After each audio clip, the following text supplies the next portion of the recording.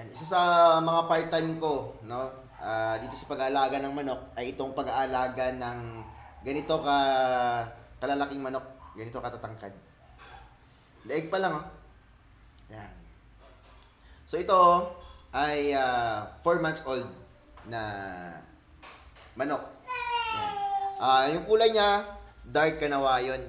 Medyo mahirap palabasin tong mga ganitong klaseng kulay. Yan, pero kapag napalabas naman natin, sobrang worth it. Ito yung anak ni Sasuke natin, no, yung sikat na Shamu Giant natin. Yan.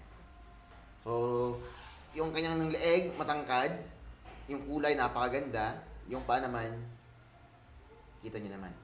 Yan. So ito, hindi pa siya good for breeding kasi nabibreed kami dito kapag nag-edad na sila ng 6 months to 8 months. Kasi gusto namin fully matured sila. Yung mga Rhode Island Red natin, mas mabilis yun mag-breed. Within 4 months, may nangitlog na sa kanila. Marami tayong mga customers tumatawag, 4 months old, nangitlog na. Yan. Pero yung dapat na edad talaga, 6 months old, maganda sa pangitlog. Yung mga Rhode Island Red, pwede naman silang incubate agad. Kasi yung show type natin na 4 months old na nangitlog, ay in-incubate ko, goods naman. Napalabas naman nila. Napakaganda ng manok na to. Yan. Ito naman, yung pecho niya, ito sila magkakapatid, meron silang mga ganito. Kasi doon sila natutulog sa semento, sa patulugan kasi to. Pero nawawala naman yan kapag sila po'y lumalaki na. Yan. Ito nakagala lang to. Yung kinaganda lang nito, kapag nakabenta ako ng isa sa kanila kapag 1 month old, 2,500 pesos. Sa isang araw, nakaka-harvest ako ng 4 to 5 eggs at ini-incubate agad natin. So ibig sabihin sa isang 5 days na batch, no? Ako yung nakaka-harvest lang. Hindi naman lahat kasi napipisa. Nasa 20, yan.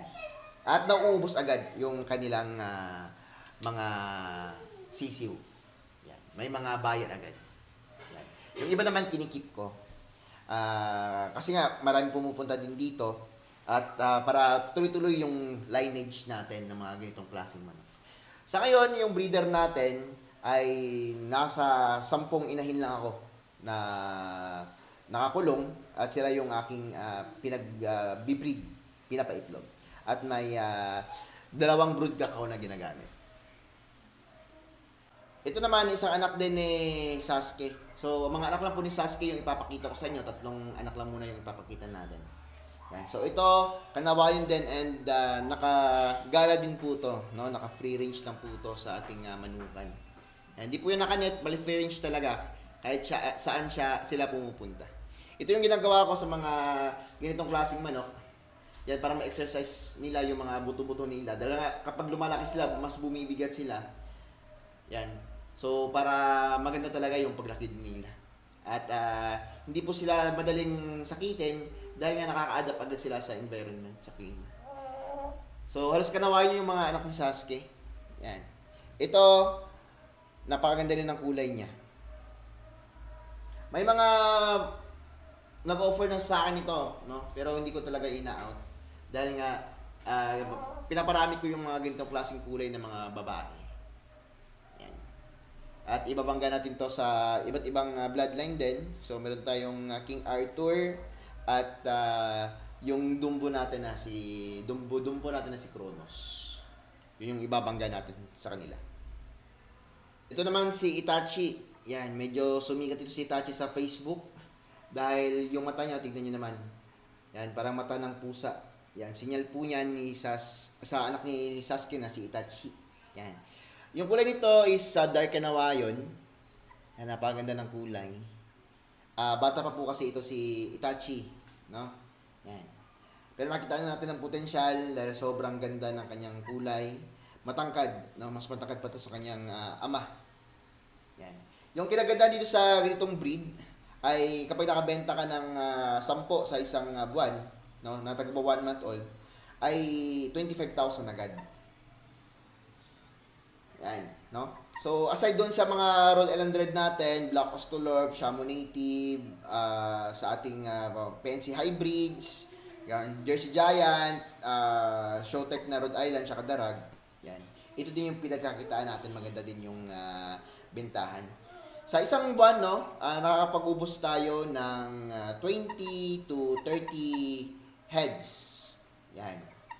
Sa ngayon, yun yung ating pinapaubos ng mga kadami ng chicks every month sa sa ganitong breed ng manok.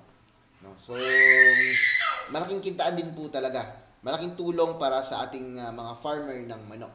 So, yung mga buyer nito, no, hindi po para pang karne. Kundi yung mga buyer nito ay para lang po sa mga collectors. Yan, napaganda ng balahibo niya dito.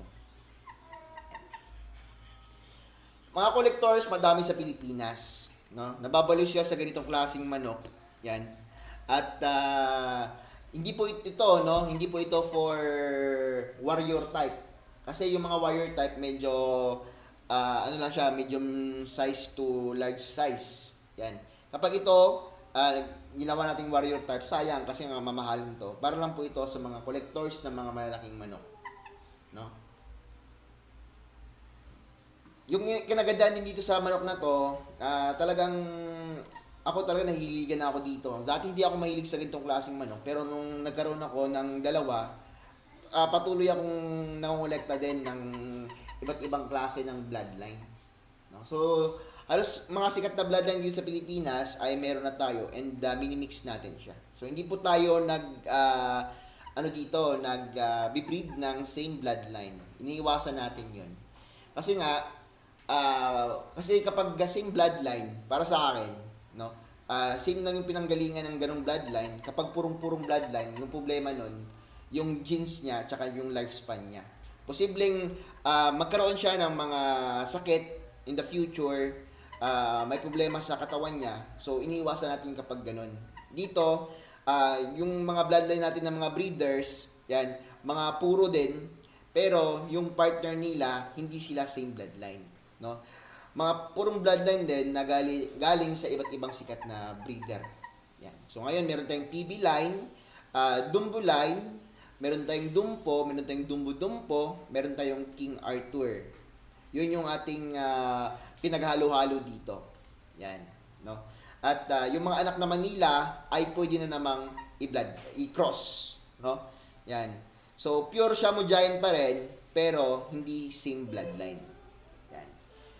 Kasi marami ako nakuhang mga pure bloodline. May nagkakaproblema. Yung una-una dito is yung tuhod ng ating Shamo Giant, no? So ito, pinapractice natin yung tuhod nila na maging matibay. So pinaka-free range natin 'yan. At yung mga bloodline na medyo mahina yung tuhod, ina-out agad natin. Napapaiwan lang tayo yung mga bloodline na mas maganda and parang dito sa manukan din natin ina-upgrade natin yung bloodline nila. Yan. Sa pamamagitan ng pag-infuse ng iba ding bloodline. Yan. Yun lang mga sikat ngayon na bloodline, Dumpo, Dumbo, King Arthur, PB line. Yan. No? Yan yung mga sikat na bloodline ngayon. Itong si Itachi, itong anak ni Sasuke, is Dumpo po. Yan. So ito galing Cebu, yung kanyang tatay. Yan. Pero ito, island born na to. Yan. At minix din natin sa ibang ding bloodline. Yan. Kaya napaganda ng ganitong klaseng bloodline, no, Kanawayon. Yung kinaganda lang din sa ganitong bloodline na mga kadugo ni Sasuke ay yung pinapalabas sa lahat ay ganitong kulay. So, yung gagawin nila natin ngayon, i-cross nila sa ibang bloodline. Yan. At mapapalabas tayo ng mga ganitong kulay. At mas matangkad pa. Upgrade ng upgrade sa height. Yan. Sa kulay, dark Kanawayon at Kanawayon yung ating target na mapapalabas. Yan. Pero, kung hindi man sila mapapalabas lahat na Kanawayon or dark Kanawayon, at least sa dugo nila, merong ganon. At least sa mga apo nila, or sa mga anak ng mga mabibili nyo, merong mga ganito pa rin na lalabas. O sa mga apo nila. Kasi minsan kapag purong ganito din lahat, nakakasawa din tignan.